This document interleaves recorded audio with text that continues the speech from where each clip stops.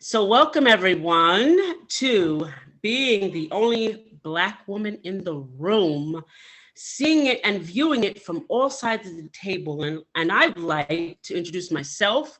My name is Edna White. I am an author, a coach, and I'm also interested in knowing what everyone has to say about this subject. You know, thank you all for being here. And I appreciate you all because you could be doing anything else, but you're here with us today on this amazing subject that I think needs to be talked about. And I'm going to introduce my guest and the panelist. First of all is Dr. Joe. I call her Dr. Joe, but she doesn't want me to call her Dr. Joe, but I love Dr. So Dr. Joe Lamb, she is a psychiatrist, right? Psychiatrist, am I right? Psychologist, excuse me. But I'm not practicing. Okay, right now. Okay. And her business is called Tula Soul. Welcome, Dr. Joe. Thank you so much, Edna. It's a pleasure to be here. And then we have Patricia Love, who is a confidence coach for women. Welcome, Patricia. Thank you. Great to be here. And we have Michael Overly, who is, let's see, he's dogs and men. So you guys can ask questions about that later because it's very interesting. But he's a life and love coach for single men with dogs looking for love and purpose. I love it all together. And last but not very least is my friend, Nija Howard. And she's got this whole thing here, but I ain't gonna read all that because she's great. She's a single mom's coach, and she's also a publisher of Thoughts Magazine. Welcome, Nija. Did I say welcome, Michael? Michael, did I overlooked you? No. Welcome, Michael, first. Good. Okay, and then welcome, Nija. Thank you for having me. See, I'm getting all excited about this subject.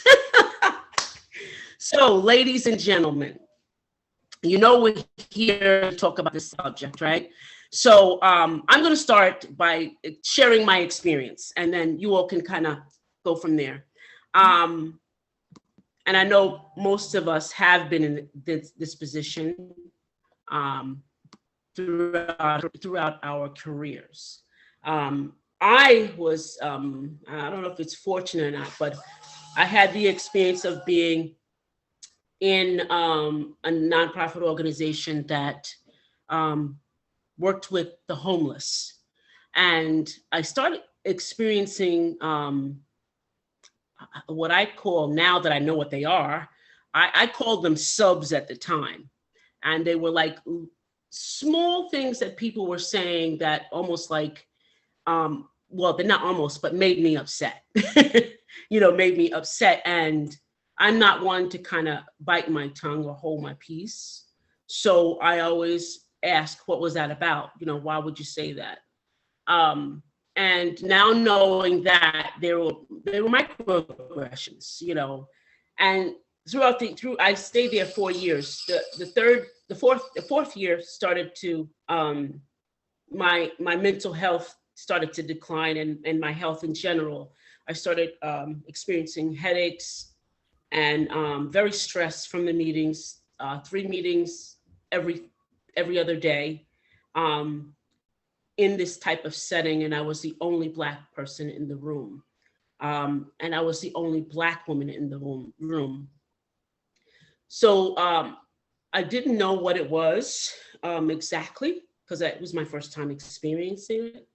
And I became very sad and very depressed and very unappreciated. So thus me calling together this group of wonderful people to talk about that. And I thought maybe we could take parts of this, these sayings or these things that people have said to me and take them apart and kind of talk about how each of us felt about hearing it and what our take was on it. So the first one I felt, and let me just say this, I'll go from my story, is you're being too emotional. Okay? So I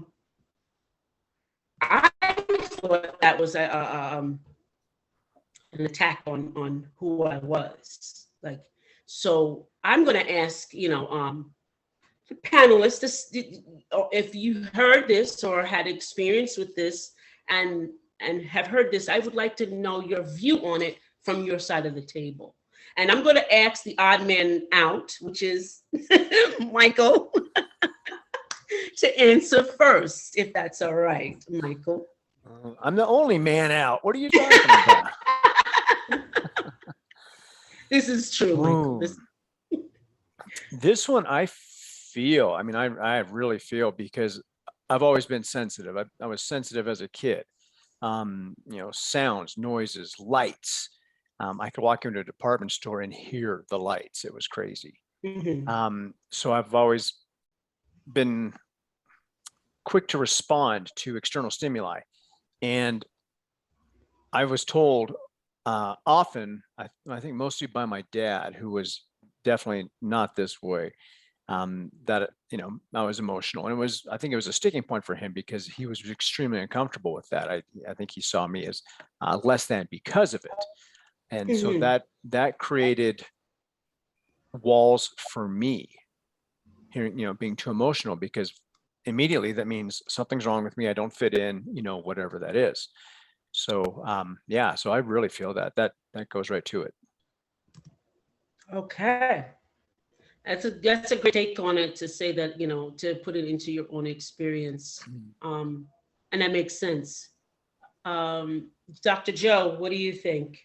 Or what is your experience? I should say, what do you think? This really bothers me, because I'm all about women being loud and proud.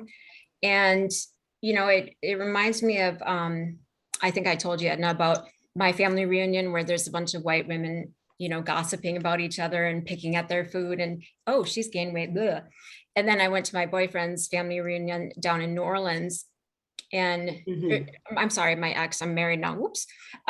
He was Black, and the women were dressed in beautiful, bright colors, and they were proudly eating the wonderful food, and they were loud and they were beautiful, and I resonated so much more with that, because it's who I am. And so I have a real problem with our society, men, white, sorry, Michael, but trying to make women be quiet and small. In fact, my whole mission with my business is to help women be boldly, loud and proud to take up space. So, I love that Black women are loud, and there's a reason that they have to be loud, is my take on it. So. Oh yeah, there is a reason. I love that. Okay, Dr. Patricia. See, Dr. Patricia, I'm giving you doctor already. Patricia. This really hits home with me. All my life, I wrote a book about it called Seen and Unheard. And I grew up in a really a man's world, you might say, dealing in retail, real estate, always being told to sit and look cute and not be heard. Little girls, when I cry, would be like, what are you crying for? Don't be so emotional. And the same thing if I was in a sales, all of my were sales positions in growing up. And when I was in like the retail business, and I was even one of the top salespeople, and I had a point to make, and I wanted to get it across. If I spoke up or a little louder than say somebody else, it'd be like, Patricia, stop being so emotional. I mean, come on. And I'm like, what? And it would just anger me to the no end, to the point that it made me shut me down. So they, would shut me down a lot rather than, fighting back. Because when you get bombarded with that, you're too emotional, like, okay, so what do I have to do to get my way? Be quiet and, do it another way, go around the end. But I get really triggered with that, because even still in this day today, and it's not just men, but it is predominantly men. Sorry, Michael in the room. It just really gets me, because it really that word trigger, but it really brings back memories of I'm just not good enough. Mhm. You know, they Right. don't want to hear from me. I'm too emotional. Quit being a Right. girl. And it's like, even though I'm a top salesperson, and so then, you try to overcompensate, right? And Right. then that backfires on you a lot of times. So it's like being a woman, or being that women in a man's world, it's like you're treading water all the time, you feel like, because they're either too emotional, or you're a bitch, or you're this and that. So yes, it kind of gets me going. Yeah, absolutely. Absolutely. I hear that. Nigel, what do you think? I'm listening to everyone, and everyone's feelings are just so valid. I'm a part of that crew too. I learned a lot about microaggression. My experience, I clearly remember I was 18 years old, just going into college. And I remember sitting on the windowsill before learning how to read my schedule and what class is over here. And I remember clearly. And this Caucasian woman comes to sit next to me, and she says, "What are you doing?" And I explained to her what I'm doing, and she says, and we had a brief dialogue. But then after the dialogue, she says, "You're smarter than you look." Mm. Mm. Oh, yeah. That was my first experience Yeah. to microaggression. Yeah. And what people are not understanding is that these are very subtle. They may sound like a compliment, Right. but they're Mhm. very subtle ways of insults, and they can be very demeaning to how the person is recognizing or defining it, and how it's impacting them. And Right. so we have to be very clear about what we say and how we saying it, Right. because a person may perceive it as an insult. Right. And all too often we look at it as not important because it's not popular. It just became popular, I think. Excuse me. I want to say maybe the last 5 years, people started really understanding microaggression Yeah. and what it really looks like. But when you look at the impact that this has potentially had on people, and I've heard several of you, we're talking sadness, depression, long sleeping, like the impact could be so real. And I would invite people who are listening to this to just be more cognizant. Oh, your hair looks pretty, can I touch it? No, you can't touch my hair, because that, you never know. I'm not a dog, I'm not a pet. You're right. So we got to be very careful how we say certain things. And so I can relate completely. And that feeling of feeling like something's wrong with you, or it makes you almost want to say thank you, but F you at the same time. Right. Right. That's right, girl. So it's said that these things are here, microaggressions are here, and like Naiji said, that they are subtle. They're very subtle, and sometimes they're conscious, and sometimes they're unconscious. I had a friend of mine said to me, I was talking about something, sharing my experience, and it was laughable, but it was, an experience. And she said to me, "Oh, that's silly." And I was like, "Oh." So I had to tell her, I was like, that's not acceptable to me. Saying that to me is kind of like invalidating what I experienced. I'm telling you something, even though it's funny, in its nature, I'm sharing an experience that I had, a real life experience. And no, it's not silly. It's my life experience. So you have to find Right. another word. And Right. it be just, that they, oh, I didn't know, I don't know what to say. She admitted, "I didn't know what to say to you." You're like, I didn't know what to say except for you're being silly. Yeah, but monkeys are silly, Right, right, right. And this is a conversation, right? I just want to make sure it's a conversation, because sometimes I might want to jump in, right? It's a conversation. It's a conversation. It's fine. So, you have those experiences. And I always want to make people allies, right? We all want to make them allies of what we experience, because our experiences are not the same. So we always want to make allies. We want to create allyship. We want to do that. And I make sure I pull you right in. I don't kind of say something to you to bring you out in the public, or say it to make you ashamed. I say it to bring you into the reality of this is what's really going on. I think it's important though that, and I appreciate that you do that, but it's important that privileged people take it upon themselves to educate themselves, because the burden can't always be Absolutely. people, on you to teach us what's appropriate and what's not. Absolutely. So I think, Totally I mean, agree. yeah, I think it's upon us to educate ourselves and to understand what is Absolutely. appropriate and what's not. Yeah, because Totally agree. I agree, because I actually think also that it's oh, hello. I also agree that it's sometimes we don't know what we don't know, right? Right. And are you bringing in somebody into the conversation and saying, hey, that didn't feel good to me. I'm hoping that the other person is open enough to be able to say, you know what, I'm learning, because I'm learning all the time.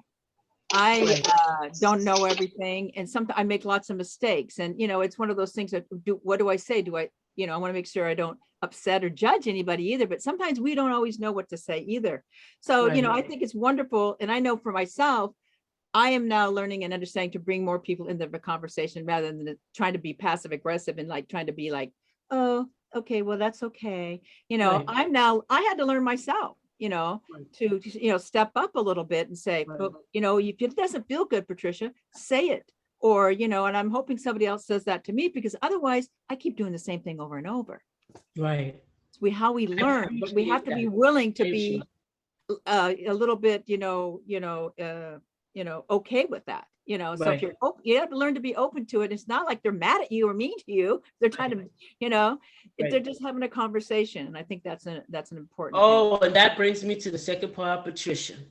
Oh. Another part brings me to the part where when we're sharing our experience, or we're sharing that, I don't want to say passion, but you see how I speak, right? Mm-hmm. That comes across sometimes even relayed as rough, or I don't like the word, here it goes, aggressive. It shouldn't be taken as such. Right. It's my experience, and it's my tone. My tonality is to even taken as they use that as an assault. You're aggressive when you're speaking your experience or sharing your truth. Have any of the panel ever experienced something like that? Or someone? Yeah, just real quickly, what they say to me without saying you're aggressive, like, calm down. Oh, Lord. Calm down, Patricia. I'm not mad. I speak up. What calm down means I should be in fighting mode or something, Right. But they calm down, like, calm down. I'm just trying to say my piece. Right. And because I do have a loud voice, I speak louder to a lot of people, and some people take that, I guess, as aggressive or something. But I hate it when they go calm down, and so it takes me back. And I'm like, wait a minute, I'm calm. We're having a conversation. So yeah, well, that's a trigger for me. That calm down. That's a trigger. Yeah. My family, my husband knows not to say that to me anymore. He knows. What I have seen is I had a Black woman client, and she's treated differently than me because I am loud. And she was in my office and she was being loud, and my neighbor said, "Is there something wrong? Are you okay?" to me. And I said, "Do you have an issue?" And she was talking loud because she was explaining stuff that was going wrong. And that really pissed me off. But this is what happens. I've seen this. I have another client that, well, I won't go into that, but it's very different. I can be loud because of the color of my skin. Yeah. I mean, my family has issues, but that's their issue. Right. So, yeah. Yeah, I've had that know, at the doctor's office, and I'm talking to someone explaining they had billed me wrong, and I'm explaining to it. So somebody walked up and says, "Is there a problem?" I said, "No, there's not a problem. I'm speaking English." And I turned and kept That's a talking good to way to her. do it. Yeah. And I was like, but Black women are perceived, or women of color are perceived to have anger. That's the thing. We're Yes. angry Black women right away. And Because dangerous. and dangerous. We're totally dangerous. Is there a problem? Because when you say there's a problem in the streets, when you say there's a problem, that means, okay, we all gonna get ready to fight. That's what that means. Okay. But you're gonna say this, and I'm in a doctor's office trying to get something straight, and I'm really just talking. I'm just talking to the Right. person. I'm like, do I have to be hush? Black women have, and I could say this because I appreciate the panel here. Black women have so many, I guess, hoops to jump through. First through the male industry, because almost every industry is male. So we have to jump through that. Then we jump through the white woman, thing. We have to jump through that. Then we once we jump through that, then now we got to prove ourselves double time. Yeah. Double time on the other side of that tunnel. We got to prove ourselves double time. So we not only got to look better, we got to dress better, and we have to have a dynamite resume. And the person before us may not even have to have a resume of any size, and we have so much to worry about. And then it's the racism. Then it's worried about being the Black woman that has that anger, that angry Black woman. We have that. The generational trauma, which just compounds. Forget that. We won't go there. That's just, it's like the bag. It's like a backpack already on you. It's like, so we're jumping through all these hoops way before, we even get to, that's to say, before we even get to high school, we're jumping through those hoops before then. Well, it's very difficult. What are we going to say, Nigel? No, I was going to say I can relate. One of the microaggressions that I know, is very prevalent for women, especially African American women, is the superwoman syndrome. And with this, it develops this, because we are strong, right? We are powerful. We're resilient. We're able to, make $1 out of 15 cents. We're able to, be a wife, be a mother, and then, deal with all the BS that society has and just juggle so many balls, right? As most women do. But like you said, we don't get the same amount of respect. So what happens is, because we have this image of you're a superwoman, then you don't need any kind of real help. You don't need the support. You don't have the same struggles as white women. We might do the exact same thing, but because of this image of you are aggressive, because this image that we are physically more built differently, then we don't require the same amount of sensitivity and empathy and compassion that our counterparts deal with. But by developing, but by developing this kind of environment or space, it creates hostility between Black women and white women. It creates a lack of communication between the whites and the Blacks, right? Because we're looking already at you as, you're looking at us as like we see ourselves as victims, or, when that's not the case at all, right? But if you don't see us for who we really are and see the reality of it, then it creates a dysfunction of communication, and an environment that is unhealthy for everybody involved. So the best way to really tackle xenophobia is really through education. It's really through, sitting down. Yesterday was my birthday. Happy birthday. Thank you. So I went to, so I'm super happy. And 44. So I'm on the yacht and we're all having a good time for the party. And as I'm sitting there, there's multiple parties going on in this one yacht. But as I'm sitting there, this white woman comes over to me, sits next to me, she holds me, she hugs me, she's like, you're so beautiful, you're this. And we just start, like, we just bonded right away, like immediately. And I told her, I said, don't lose that.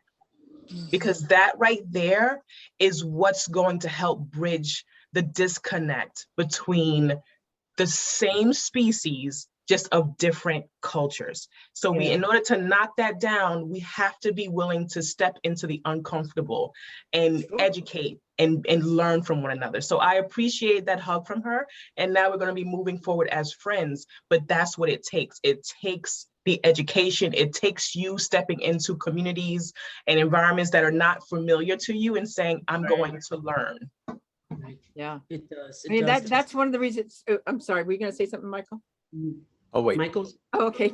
Well, I was just saying, this is one of the reasons that I was so excited to be part of this, because it's education, it's conversation, and I only can know what I've been through as a white woman, you know, which of course you think, well, you know, everything is against you, but I'm only dealing with men in most cases, and other white women in a lot of cases, and now it's ageism I'm finding, but anyway, but it's like Which is another form of another thing, a whole nother hoop to jump through. that's a whole nother thing, but you know, because I'm turning 70, and what's crazy Oh, you're is beautiful. it's like, Wow. oh, thank you, but it's like I become invisible, so it's so interesting, you know. But anyway, that was what I was trying to get, you know, to say was, I can't even imagine. I was thinking about this before I come on. It's like, you only deal with this, you know, and it hurts you and it pains you.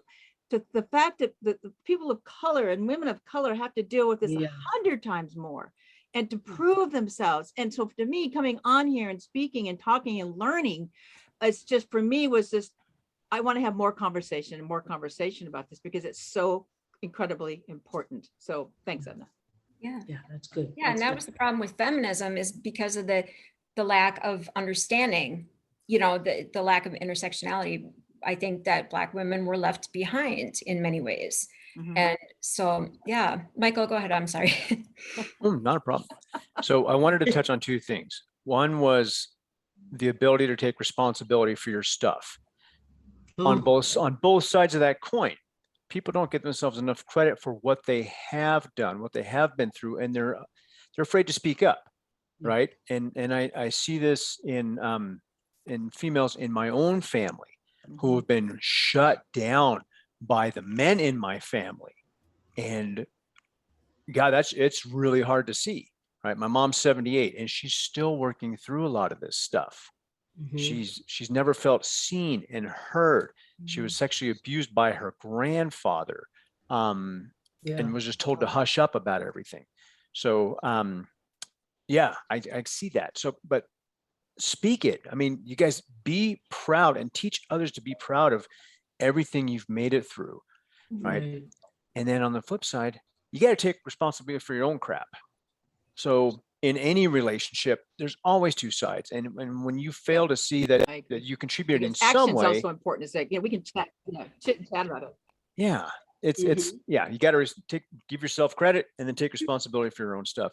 The second thing is, when you do speak up, when you have women who have they've got a voice and they're a strong personality, there's an energy that comes from that makes people uncomfortable. So there's more behind it than just the, you know, I'm the strong Black woman. There's this energy that comes that people are really uncomfortable with because we're not used to it. Our gender stereotypes, inadvertently, you know, sponsored by both of our parents because of what had happened before. Not that there was a malicious intent, but this opening, this becoming something else makes people really uncomfortable. But do it, stay with it, own it, be proud of yourselves, and keep on going. Yeah, I think the people that are uncomfortable, it's on them to, you know, deal with that. And if they're uncomfortable, well, it's not the responsibility of the person exuding their energy. You know what I mean? Like, it's not my responsibility to make you comfortable. It's my responsibility to be who I am and express myself. Exactly. Thus no inclusion. That's what. Right. But, and I think also that if you are uncomfortable, though, you should say it. Yeah, tell me, I don't care. You know, because that way you can have a conversation rather than just Right. holding you like, I don't know Right. what to say or what to say, because, you know, this is a Yeah. black woman, you know, she's a strong black woman, I don't know what to do. You know, if you know, that's where it's on us to be uncomfortable, because that's how we learn. That's how we Yeah. grow. That's how That's right. we come together. And so, because I've been uncomfortable in lots of situations, and there were times I didn't step up, because a Yeah. lot of times I didn't know what to say.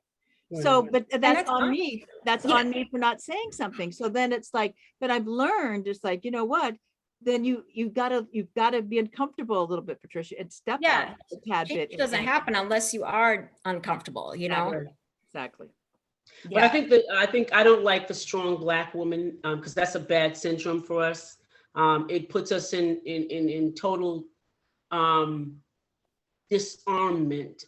Yeah. Being strong means I can't cry in situations where I Yeah. really need to cry. I can't get upset because that I need to get upset when I'm in a situation. And so I think it puts us in the realm of our emotional, using our emotions the proper way, gets displaced, and then we start acting out and having bad behaviors. I think it lends to that. What I like to say is that white people are uncomfortable when women are in leadership, when they lead, And when we use our voice. they're comfortable in leading, when they are comfortable in themselves to say, yes, I did that. And it's not boasting, it's taking, like Mike said, taking responsibility. Yes, I'm taking responsibility for what I've done and those things, and I'm appreciating my resume. I'm appreciating it. You know, yeah, I did that. Yeah, I did that. It ain't nothing wrong with saying, yes, I did that. And we as Black women, and you know, and I'm going to say it for the group of us, we make situations better than we got it. So I can say that about myself is when I came into the position, they thought I was going to be ordinary, but they didn't realize I was already extraordinary when he met me.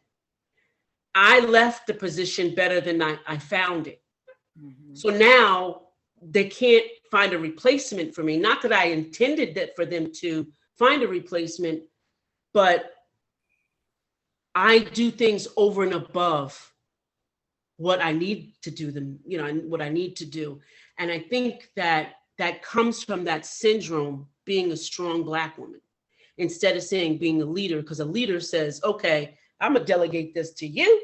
I'm gonna delegate this to you, you know, and it's a whole other realm of just being strong, you know, calling in when I need to call in instead of pressing over it and going to work when I don't feel my greatest.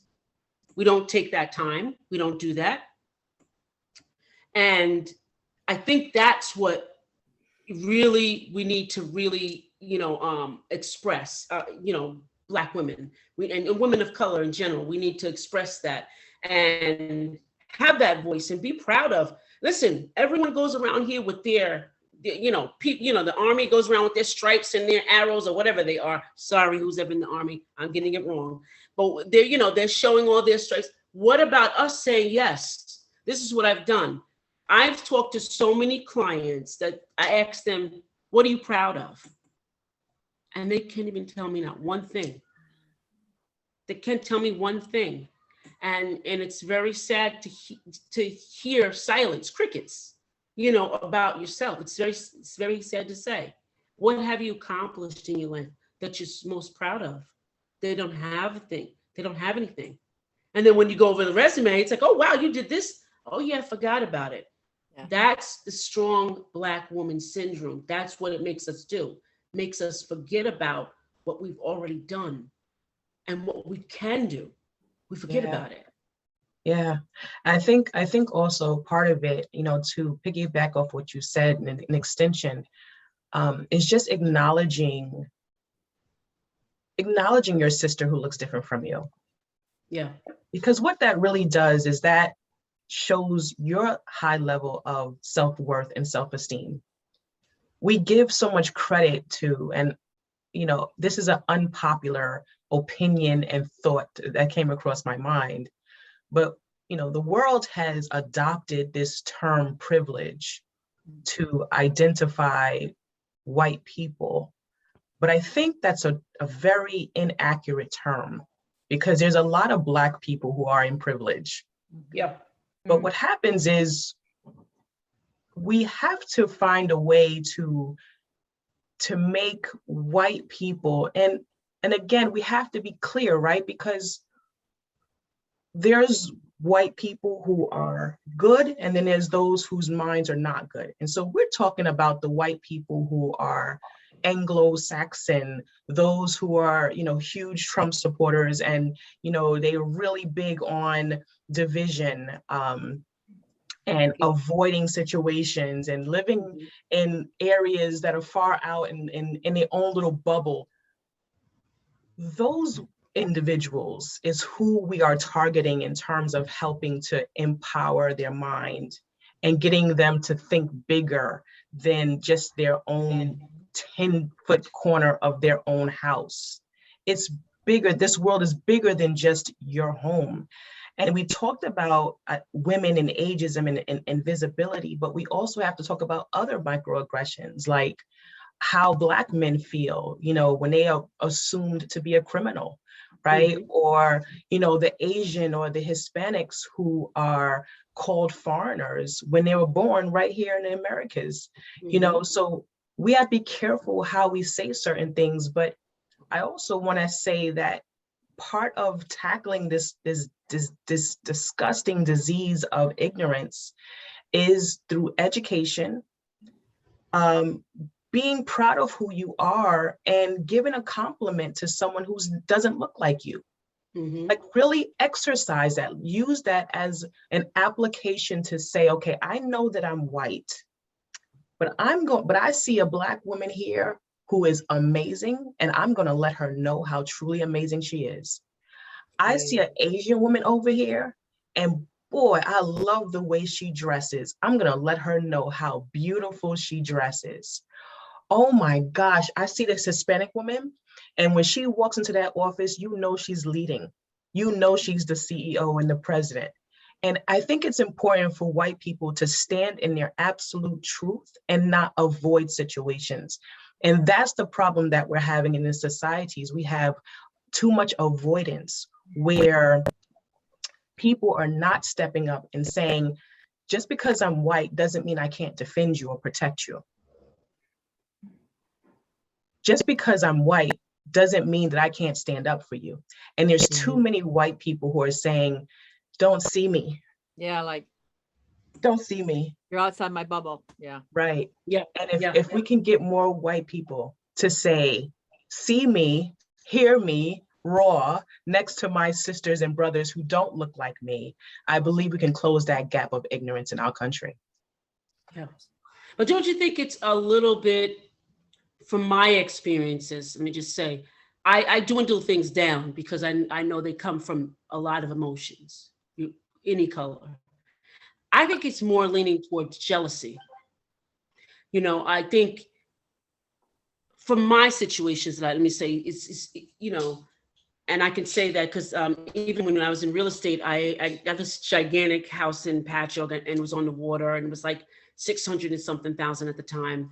And so I did a broker opening, and the associate broker came over and said, well, how did you get that? And so I didn't hear those words. I heard, little Black girl, how did you get that? That's what I heard, you know?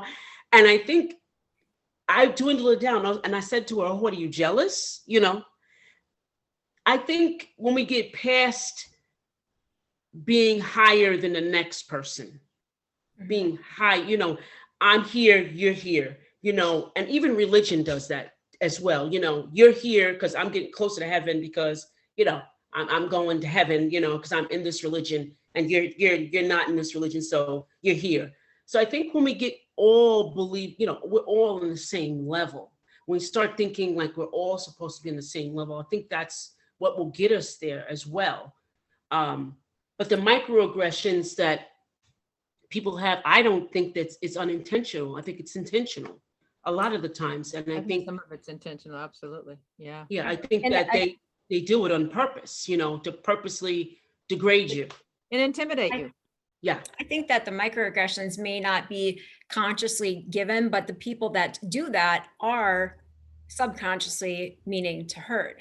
And I Yeah, think there you go. That's equality- exactly what I yeah, mean. Exactly. equality question is, I think this is about our society's values. We Right. value money, we value material items, Right. we value all of that stuff. That's a societal issue.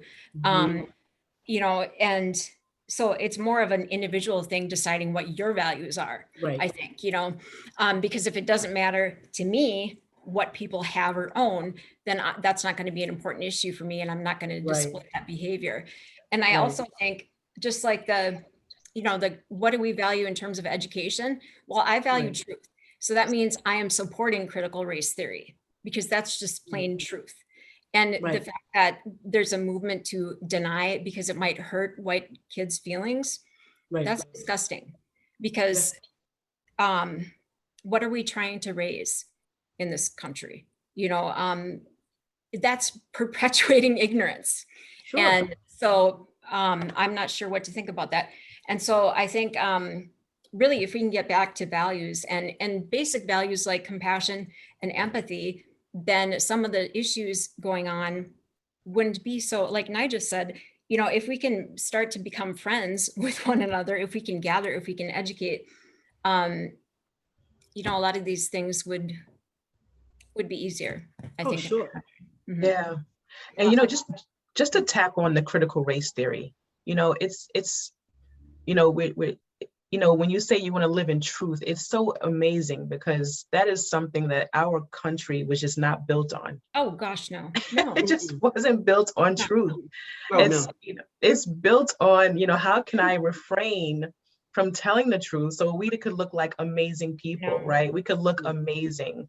But the reality of it is that, how they say, it's not what you say, it's how you say it. Yeah. If we can come from a direction of educating our non-children of color, Yes, with a level of empathy and compassion and understanding, exactly. then the truth can be digested more readily than coming from a place of aggression or anger, or you did wrong, your people were wrong. I want to invite people of color who are listening to this to not come across when you're educating, because in order to learn, you have to come from a space of, one, communication's a two-way street. yes. There's the giver and there's the receiver. Now, in order for you to receive, that means that the giver you have to be willing to receive, and the giver has to be open to giving the proper information, right? So in order for me to help you to understand where we're coming from, I need you to see the big picture.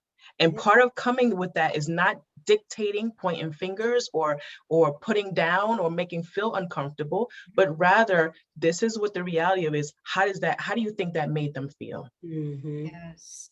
Being gentle. How do you think that looks? Yeah. And giving our young children an opportunity to see it from that perspective. Yes, it educates our community, but it also breeds a level of empathy and compassion for everyone outside of our community. Sure.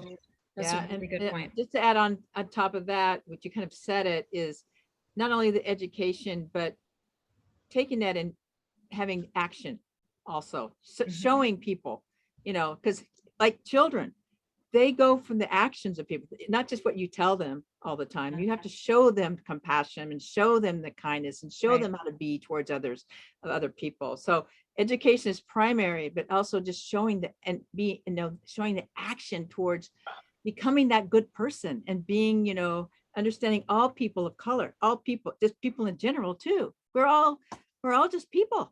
Yeah. But see, that's just it. The world is not looking at everyone as all just people. And that's why we're here today. Thank you, Edna, right? Because the world is not looking at people as people. They're looking at people who are not white as subhuman.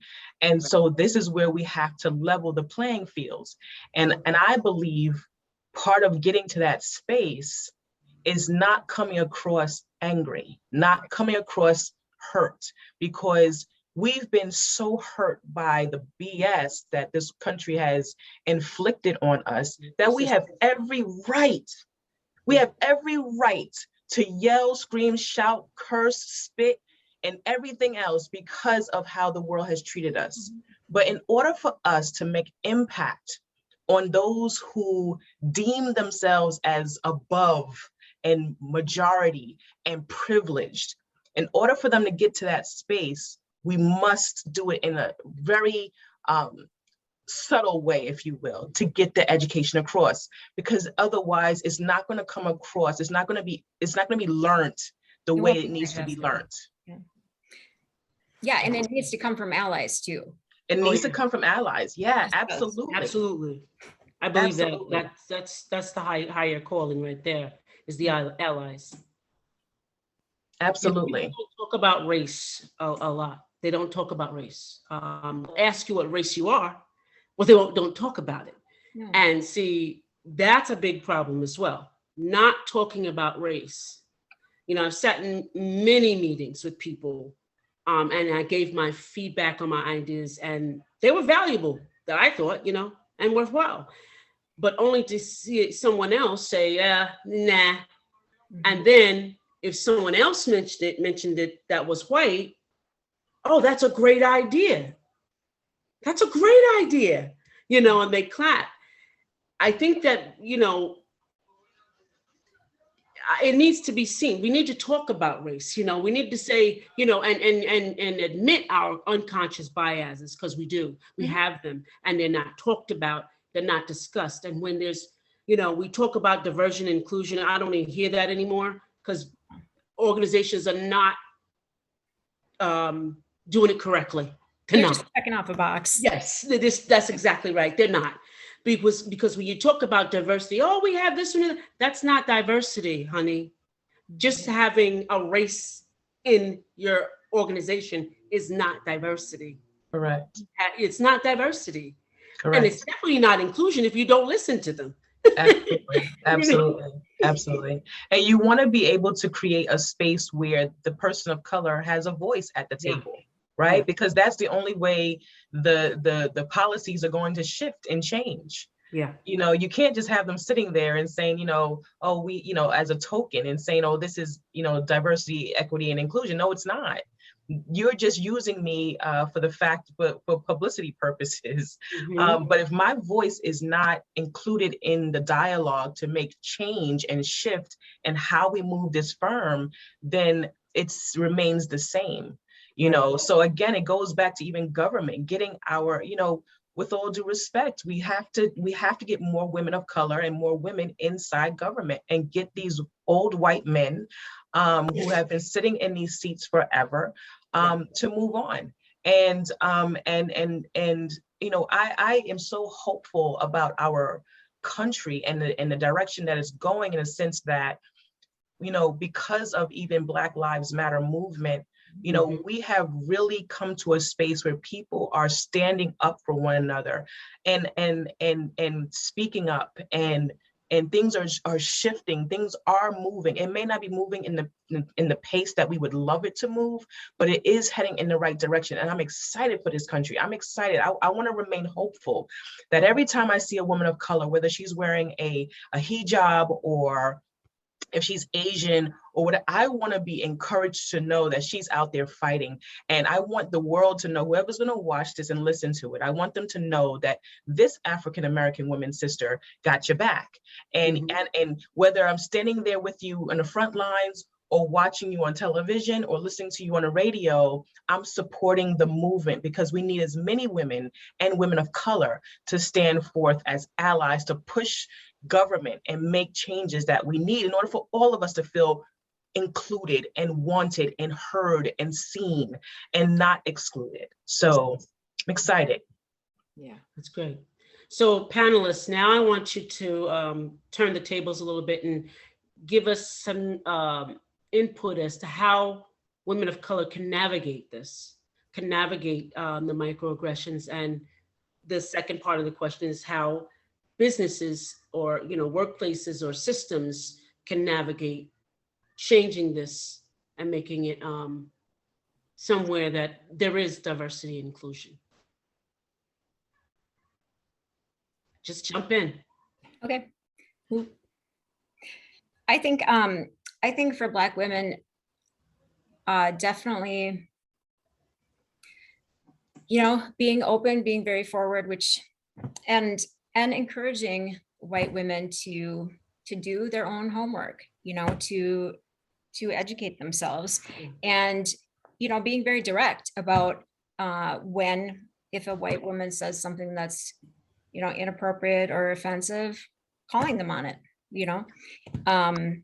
without hesitation. And I think for workplaces, one of the things that I had mentioned before is the lack of Black women in mental health services and in coaching, and that I would hope would change, because I think it's hard enough to seek help in mental health. And so I think that for Black women, it would be really, really helpful to see, for any minority woman, to see more representation. So I really encourage, mental health facilities, any of those, or even like coaching communities, to really, really recruit, because I think that when I was in graduate school, I think there's 2 Black women, and it was a large school, and it was just really discouraging because I don't see any efforts in terms of kind of recruitment or even talking about that as a career. And it's really, really important. So that's one thing that I'm really advocating for. It's interesting you mentioned that, Joe. Edna, we're both in real estate. Yeah.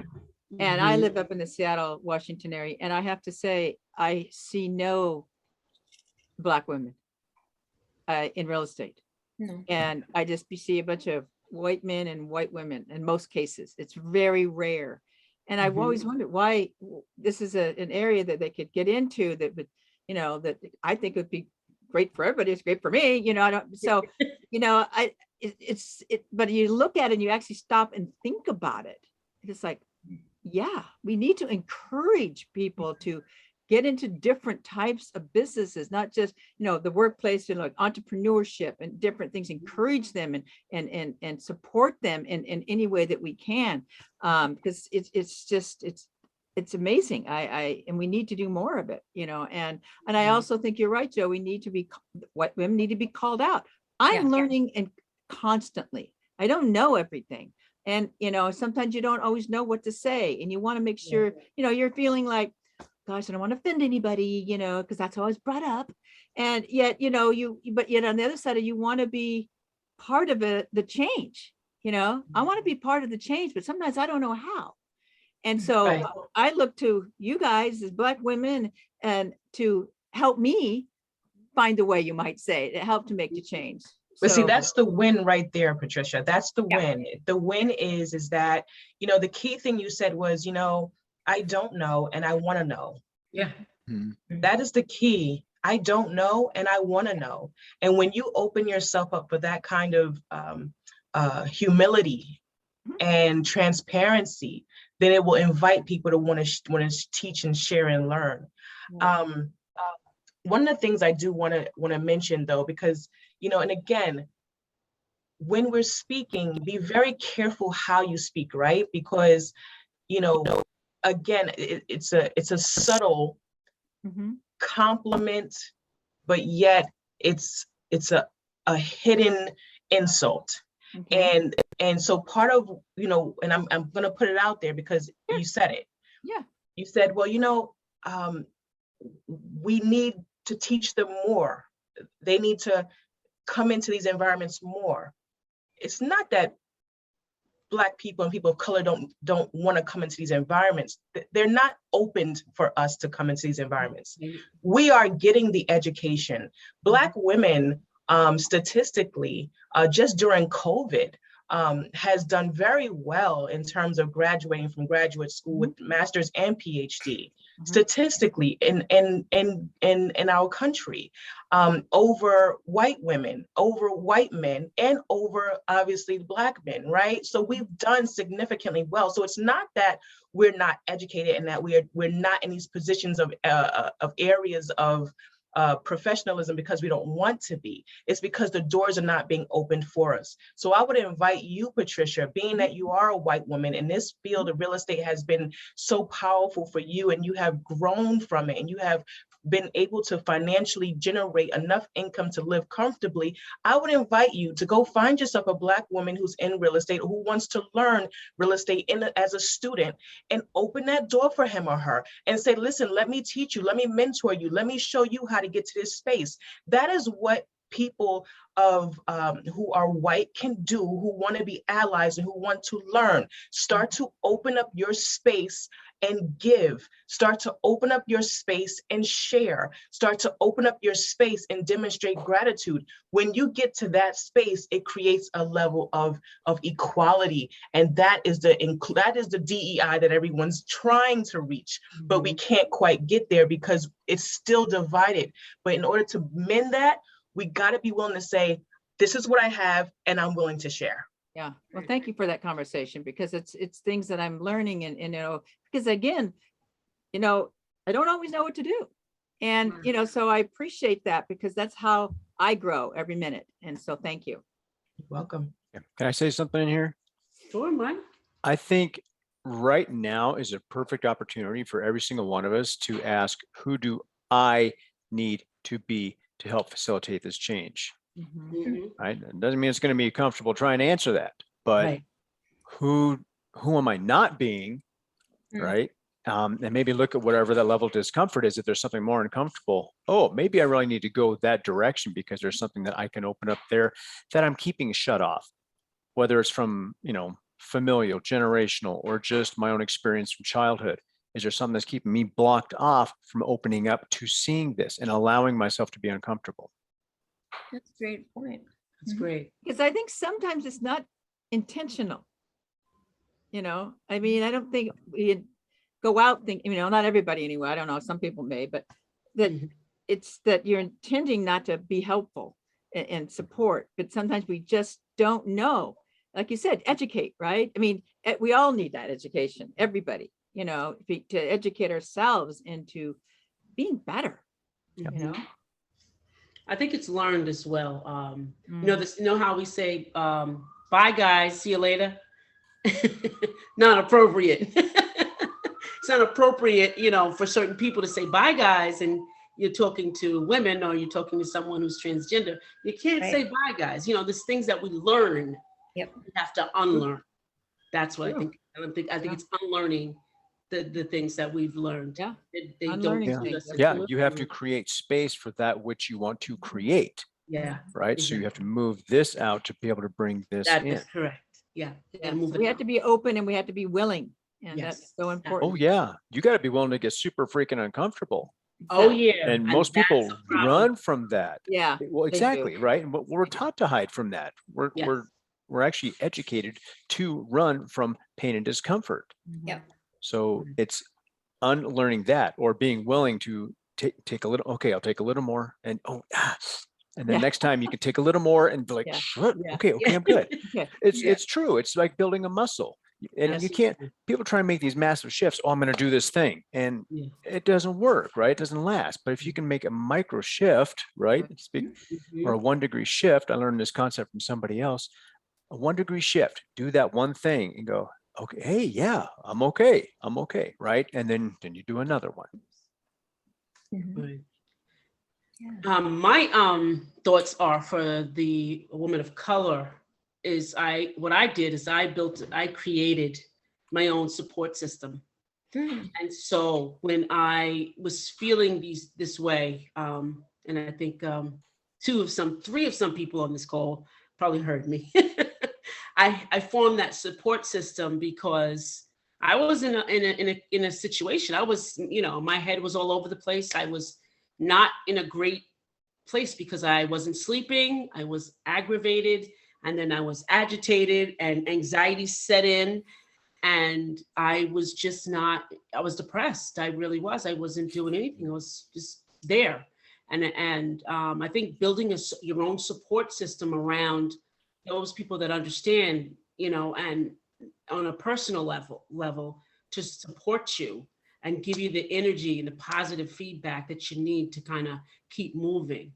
And That's then great, you can yeah. kind of, it's like laying on someone's shoulder, kind of crying it all out. And then once you cried it all out, okay, this is the solution. Let's do this. You could see more, a better place than just sitting alone and festering. Yeah. Yeah.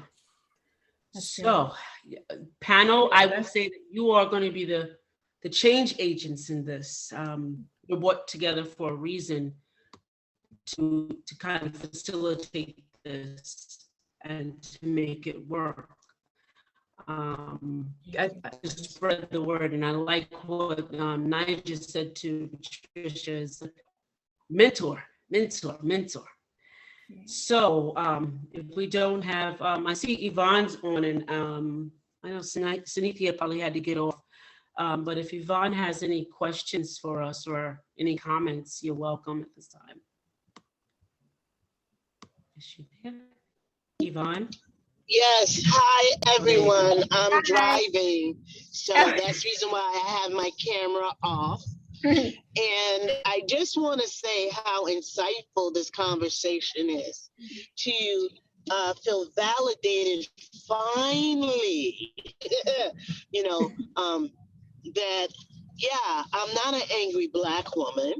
I'm a well-educated Black woman that speaks very well, and I happen to have a voice that's booming, so I'm not loud. It carries. It is nice to know that, yes, it is the understanding that spaces have to be created. Mhm. And if anyone who says, well, why should they be created? Because we were never factored into the story. Yeah. And so now that we're in the story, the space has to be created for us. So I was just listening to this on my way home from a speaking engagement, and I'm like, this is phenomenal. This is just phenomenal that this is a conversation that's finally happening. Yeah. I mean, it's like, you wake up in the morning and you're like, why hasn't anyone said anything? And, I like the realtor, and she said, I almost don't see, Black women in the field. I don't see Black people in the field because we have always opened our doors and welcomed everyone. No one has ever welcomed us. Yeah. And because we know we're not welcome, we don't knock on certain doors. Mm-hmm. And real estate happens not to be to people of color, a people of color field. Mhm. But just to say overall, this was phenomenal. It needs to happen on a regular basis. Miss Edna, thank you for inviting your panel and to have this. I know it could be a difficult conversation, but it's a conversation whose time has come. And I just thank all of you for it. Thank you, Yvonne. Thanks, Yvonne. Thanks, Yvonne. Thank you so much. You all have been tremendous, and I want to thank you all for having this soulful conversation, because it really took a whole lot of soul, for all of us to talk about this and share and not be uncomfortable. And I thank you all for that. Audience, thank you for being here, because you could be anywhere else here with us. Thank you, Edna. So we're going to say goodbye for now, but not forever. Not forever, because we'll be back together. So thank you, Patricia, Michael, Nigel, Joe. I was going to say Dr. Joe. That's okay. Joe. Thank you. Thank you.